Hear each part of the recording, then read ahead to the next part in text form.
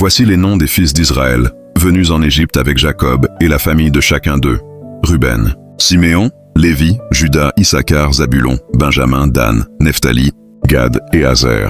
Les personnes issues de Jacob étaient au nombre de 70 en tout. Joseph était alors en Égypte. Joseph mourut, ainsi que tous ses frères et toute cette génération-là. Les enfants d'Israël furent féconds et multiplièrent, ils s'accrurent et devinrent de plus en plus puissants. Et le pays en fut rempli.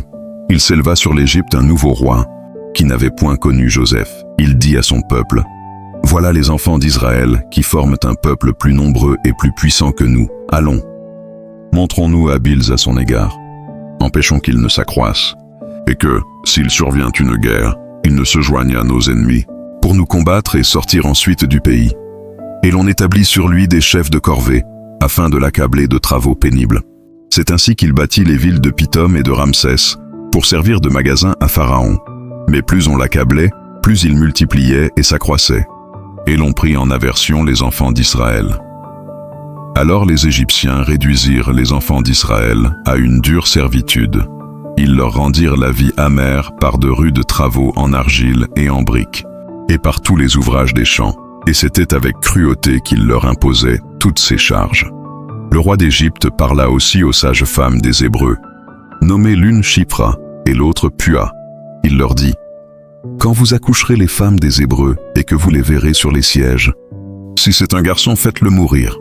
Si c'est une fille, laissez-la vivre. » Mais les sages femmes craignirent Dieu et ne firent point ce que leur avait dit le roi d'Égypte. Elles laissèrent vivre les enfants. Le roi d'Égypte appela les sages femmes et leur dit, « Pourquoi avez-vous agi ainsi et avez-vous laissé vivre les enfants ?» Les sages femmes répondirent à Pharaon, « C'est que les femmes des Hébreux ne sont pas comme les Égyptiennes. Elles sont vigoureuses et elles accouchent avant l'arrivée de la sage-femme. Dieu fit du bien aux sages-femmes. Et le peuple multiplia et devint très nombreux. Parce que les sages-femmes avaient eu la crainte de Dieu, Dieu fit prospérer leur maison. Alors Pharaon donna cet ordre à tout son peuple. Vous jetterez dans le fleuve tout garçon qui naîtra, et vous laisserez vivre toutes les filles. » Début. Chapitre 2. Un homme de la maison de Lévi avait pris pour femme une fille de Lévi. Cette femme devint enceinte et enfanta un fils. Elle vit qu'il était beau, et elle le cacha pendant 3 mois. Ne pouvant plus le cacher, elle prit une caisse de jonc qu'elle enduisit de bitume et de pois. Elle y mit l'enfant et le déposa parmi les roseaux, sur le bord du fleuve. La sœur de l'enfant se tint à quelque distance, pour savoir ce qui lui arriverait. La fille de Pharaon descendit au fleuve pour se baigner, et ses compagnes se promenèrent le long du fleuve. Elle aperçut la caisse au milieu des roseaux, et elle envoya sa servante pour la prendre. Elle l'ouvrit et vit l'enfant. C'était un petit garçon qui pleurait. Elle en eut pitié, et elle dit, « C'est un enfant des Hébreux. » Alors la sœur de l'enfant dit à la fille de Pharaon, « Veux-tu que j'aille te chercher une nourrice parmi les femmes des Hébreux pour allaiter cet enfant ?»« Va, » lui répondit la fille de Pharaon. Et la jeune fille alla chercher la mère de l'enfant. La fille de Pharaon lui dit, « Emporte cet enfant et allaite-le-moi. Je te donnerai ton salaire. » La femme prit l'enfant et l'allaita. Quand il eut grandi, elle l'amena à la fille de Pharaon, et il fut pour elle comme un fils. Elle lui donna le nom de Moïse, car, dit-elle, je l'ai retiré des eaux. En ce temps-là, Moïse, devenu grand, se rendit vers ses frères et fut témoin de leurs pénibles travaux. Il vit un Égyptien qui frappait un Hébreu d'entre ses frères. Il regarda de côté et d'autre, et voyant qu'il n'y avait personne, il tua l'Égyptien et le cacha dans le sable. Il sortit le jour suivant. Et voici, 2 Hébreux se querellaient. Il dit à celui qui avait tort, « Pourquoi frappes-tu ton prochain ?» Et cet homme répondit, « Qui t'a établi chef et juge sur nous? Penses-tu me tuer, comme tu as tué l'Égyptien ?» Moïse eut peur et dit, « Certainement la chose est connue. » Pharaon apprit ce qui s'était passé, et il cherchait à faire mourir Moïse. Mais Moïse s'enfuit de devant Pharaon, et il se retira dans le pays de Madian, où il s'arrêta près d'un puits. Le sacrificateur de Madian avait 7 filles. Elles vinrent puiser de l'eau, et elles remplirent les auges pour abreuver le troupeau de leur père. Les bergers arrivèrent et les chassèrent. Alors Moïse se leva, prit leur défense, et fit boire leur troupeau.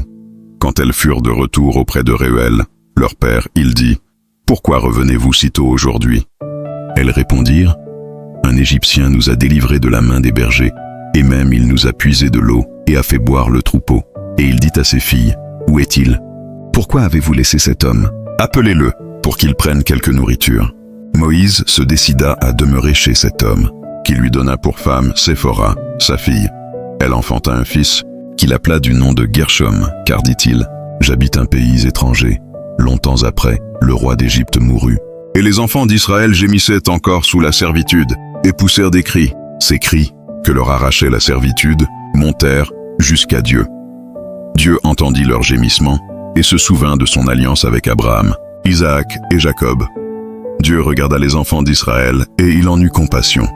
Un homme de la maison de Lévi avait pris pour femme une fille de Lévi. Cette femme devint enceinte et enfanta un fils. Elle vit qu'il était beau, et elle le cacha pendant 3 mois. Ne pouvant plus le cacher, elle prit une caisse de jonc, qu'elle enduisit de bitume et de poix.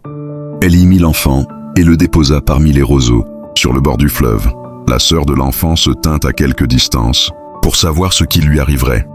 La fille de Pharaon descendit au fleuve pour se baigner, et ses compagnes se promenèrent le long du fleuve. Elle aperçut la caisse au milieu des roseaux, et elle envoya sa servante pour la prendre. Elle l'ouvrit, et vit l'enfant. C'était un petit garçon qui pleurait. Elle en eut pitié, et elle dit, « C'est un enfant des Hébreux. » Alors la sœur de l'enfant dit à la fille de Pharaon, « Veux-tu que j'aille te chercher une nourrice parmi les femmes des Hébreux pour allaiter cet enfant ?»« Va, lui répondit la fille de Pharaon.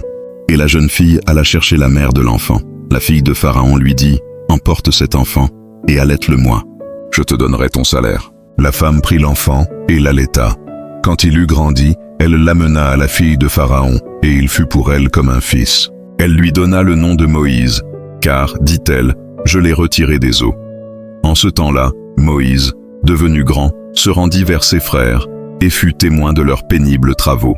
Il vit un Égyptien qui frappait un Hébreu d'entre ses frères. Il regarda de côté et d'autre, et voyant qu'il n'y avait personne, il tua l'Égyptien, et le cacha dans le sable. Il sortit le jour suivant. Et voici, 2 Hébreux se querellaient. Il dit à celui qui avait tort, « Pourquoi frappes-tu ton prochain ?» Et cet homme répondit, « Qui t'a établi chef et juge sur nous? Penses-tu me tuer, comme tu as tué l'Égyptien ?» Moïse eut peur et dit, « Certainement la chose est connue. » Pharaon apprit ce qui s'était passé, et il cherchait à faire mourir Moïse. Mais Moïse s'enfuit de devant Pharaon, et il se retira dans le pays de Madian, où il s'arrêta près d'un puits. Le sacrificateur de Madian avait 7 filles. Elles vinrent puiser de l'eau, et elles remplirent les auges pour abreuver le troupeau de leur père. Les bergers arrivèrent et les chassèrent. Alors Moïse se leva, prit leur défense et fit boire leur troupeau. Quand elles furent de retour auprès de Réuel, leur père, il dit, « Pourquoi revenez-vous si tôt aujourd'hui ?» Elles répondirent, « Un Égyptien nous a délivrés de la main des bergers, et même il nous a puisé de l'eau et a fait boire le troupeau. » Et il dit à ses filles, « Où est-il? Pourquoi avez-vous laissé cet homme? Appelez-le, pour qu'il prenne quelque nourriture. » Moïse se décida à demeurer chez cet homme, qui lui donna pour femme Séphora, sa fille. Elle enfanta un fils, qu'il appela du nom de Gershom, car, dit-il, « J'habite un pays étranger. » Longtemps après, le roi d'Égypte mourut, et les enfants d'Israël gémissaient encore sous la servitude et poussaient des cris. Ces cris, que leur arrachait la servitude, montèrent jusqu'à Dieu. Dieu entendit leurs gémissements et se souvint de son alliance avec Abraham, Isaac et Jacob. Dieu regarda les enfants d'Israël et il en eut compassion. Moïse faisait paître le troupeau de Jéthro, son beau-père, sacrificateur de Madian. Et il mena le troupeau derrière le désert et vint à la montagne de Dieu, à Horeb.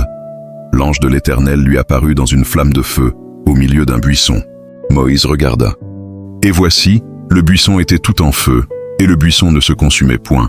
Moïse dit, « Je veux me détourner pour voir quelle est cette grande vision, et pourquoi le buisson ne se consume point. » L'Éternel vit qu'il se détournait pour voir.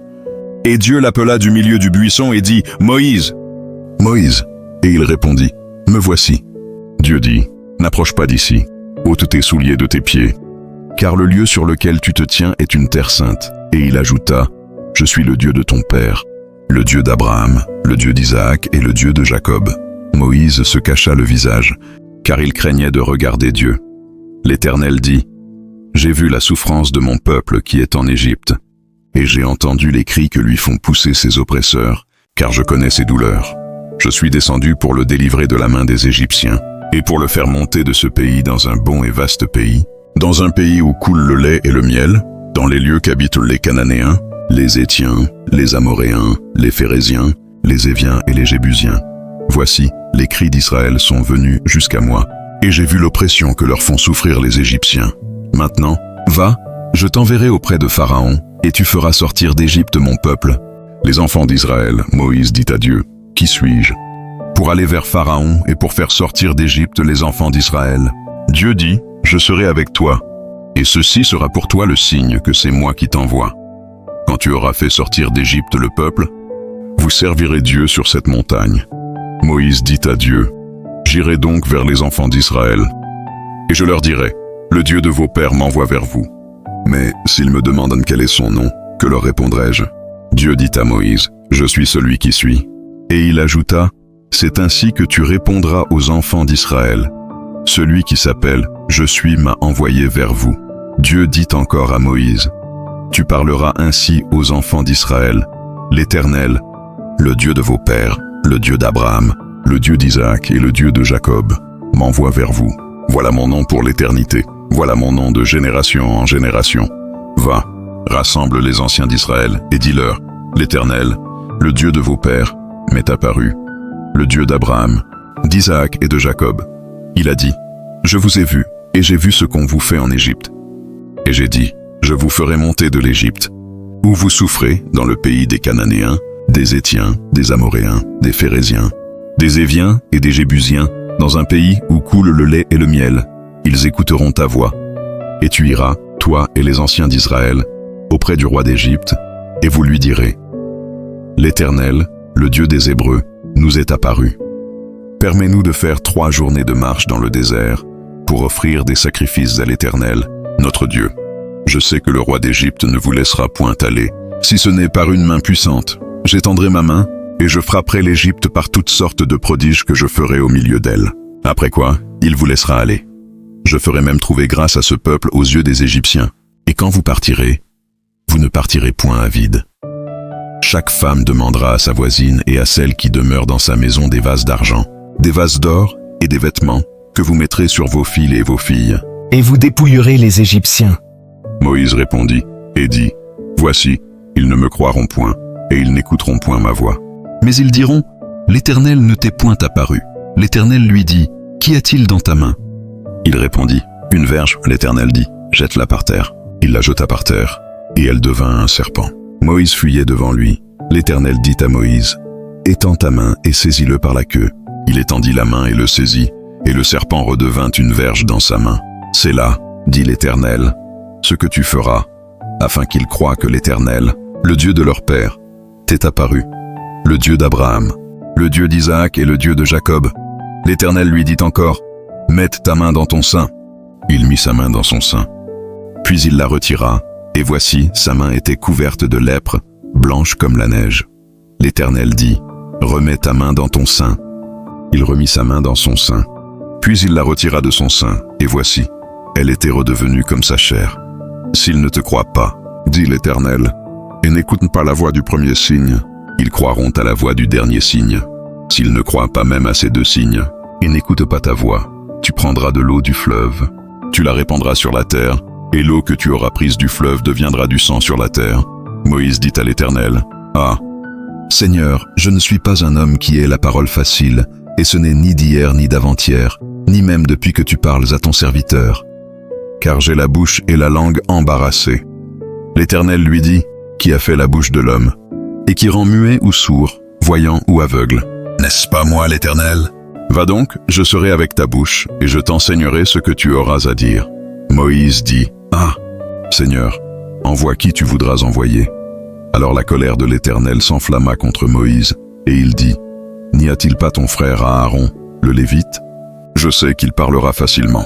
Le voici lui-même, qui vient au-devant de toi. Et quand il te verra, il se réjouira dans son cœur. Tu lui parleras, et tu mettras les paroles dans sa bouche. Et moi, je serai avec ta bouche et avec sa bouche, et je vous enseignerai ce que vous aurez à faire. Il parlera pour toi au peuple. Il te servira de bouche, et tu tiendras pour lui la place de Dieu. Prends dans ta main cette verge, avec laquelle tu feras les signes. Moïse s'en alla. Et de retour auprès de Jéthro, son beau-père, il lui dit, laisse-moi, je te prie, aller rejoindre mes frères qui sont en Égypte, afin que je voie s'ils sont encore vivants. Jéthro dit à Moïse, va en paix, L'Éternel dit à Moïse en Madian, « Va, retourne en Égypte, car tous ceux qui en voulaient à ta vie sont morts. » Moïse prit sa femme et ses fils, les fit monter sur des ânes, et retourna dans le pays d'Égypte. Il prit dans sa main la verge de Dieu. L'Éternel dit à Moïse, « En partant pour retourner en Égypte, vois tous les prodiges que je mets en ta main. Tu les feras devant Pharaon. Et moi, j'endurcirai son cœur, et il ne laissera point aller le peuple. Tu diras à Pharaon, « Ainsi parle l'Éternel, Israël est mon fils, mon premier-né, je te dis, laisse aller mon fils pour qu'il me serve. Si tu refuses de le laisser aller, voici, je ferai périr ton fils, ton premier-né. » Pendant le voyage, en un lieu où Moïse passa la nuit, l'Éternel l'attaqua et voulut le faire mourir. Séphora prit une pierre aiguë, coupa le prépuce de son fils et le jeta aux pieds de Moïse, en disant, « Tu es pour moi un époux de sang. » Et l'Éternel le laissa. C'est alors qu'elle dit, « Époux de sang », à cause de la circoncision. L'Éternel dit à Aaron, « Va dans le désert au-devant de Moïse. » Aaron partit. Il rencontra Moïse à la montagne de Dieu, et il le baisa. Moïse fit connaître à Aaron toutes les paroles de l'Éternel qu'il avait envoyées, et tous les signes qu'il lui avait ordonné de faire. Moïse et Aaron poursuivirent leur chemin, et ils assemblèrent tous les anciens des enfants d'Israël. Aaron rapporta toutes les paroles que l'Éternel avait dites à Moïse, et il exécuta les signes aux yeux du peuple. Et le peuple crut. Ils apprirent que l'Éternel avait visité les enfants d'Israël, qu'il avait vu leurs souffrances, et ils s'inclinèrent et se prosternèrent. Moïse et Aaron se rendirent ensuite auprès de Pharaon, et lui dirent, « Ainsi parle l'Éternel, le Dieu d'Israël, laisse aller mon peuple, pour qu'il célèbre au désert une fête en mon honneur. » Pharaon répondit, « Qui est l'Éternel, pour que j'obéisse à sa voix en laissant aller Israël? Je ne connais point l'Éternel, et je ne laisserai point aller Israël. » Ils dirent, « Le Dieu des Hébreux nous est apparu. Permets-nous de faire 3 journées de marche dans le désert, pour offrir des sacrifices à l'Éternel, afin qu'il ne nous frappe pas de la peste ou de l'épée. » Et le roi d'Égypte leur dit, Moïse et Aaron, « Pourquoi détournez-vous le peuple de son ouvrage? Allez à vos travaux. » Pharaon dit, « Voici ce peuple est maintenant nombreux dans le pays, et vous lui feriez interrompre ses travaux. » Et ce jour même, Pharaon donna cet ordre aux inspecteurs du peuple et aux commissaires. « Vous ne donnerez plus comme auparavant de la paille au peuple pour faire des briques. Qu'ils aillent eux-mêmes ramasser de la paille. Vous leur imposerez néanmoins la quantité de briques qu'ils faisaient auparavant. Vous n'en retrancherez rien, car ce sont des paresseux. » Voilà pourquoi ils crient en disant, « Allons offrir des sacrifices à notre Dieu. Que l'on charge de travail ces gens, qu'ils s'en occupent, et ils ne prendront plus garde à des paroles de mensonges. » Les inspecteurs du peuple et les commissaires vinrent dire au peuple, « Ainsi parle Pharaon, je ne vous donne plus de paille. Allez vous-même vous procurer de la paille où vous en trouverez, car l'on ne retranche rien de votre travail. » Le peuple se répandit dans tout le pays d'Égypte pour ramasser du chaume au lieu de paille. Les inspecteurs les pressaient en disant, « Achevez votre tâche, jour par jour, comme quand il y avait de la paille. » On battit même les commissaires des enfants d'Israël, établis sur eux par les inspecteurs de Pharaon. « Pourquoi, disait-on, n'avez-vous pas achevé hier et aujourd'hui, comme auparavant, la quantité de briques qui vous avait été fixée? » Les commissaires des enfants d'Israël allèrent se plaindre à Pharaon et lui dirent, « Pourquoi traites-tu ainsi tes serviteurs? On ne donne point de paille à tes serviteurs, et l'on nous dit, faites des briques. Et voici, tes serviteurs sont battus, comme si ton peuple était coupable. » Pharaon répondit, « Vous êtes des paresseux, des paresseux. Voilà pourquoi vous dites, allons offrir des sacrifices à l'Éternel. Maintenant, allez travailler. On ne vous donnera point de paille, et vous livrerez la même quantité de briques. » Les commissaires des enfants d'Israël virent qu'on les rendait malheureux, en disant, « Vous ne retrancherez rien de vos briques. » Chaque jour la tâche du jour. En sortant de chez Pharaon, ils rencontrèrent Moïse et Aaron qui les attendaient. Ils leur dirent, « Que l'Éternel vous regarde et qu'il juge. Vous nous avez rendus odieux à Pharaon et à ses serviteurs.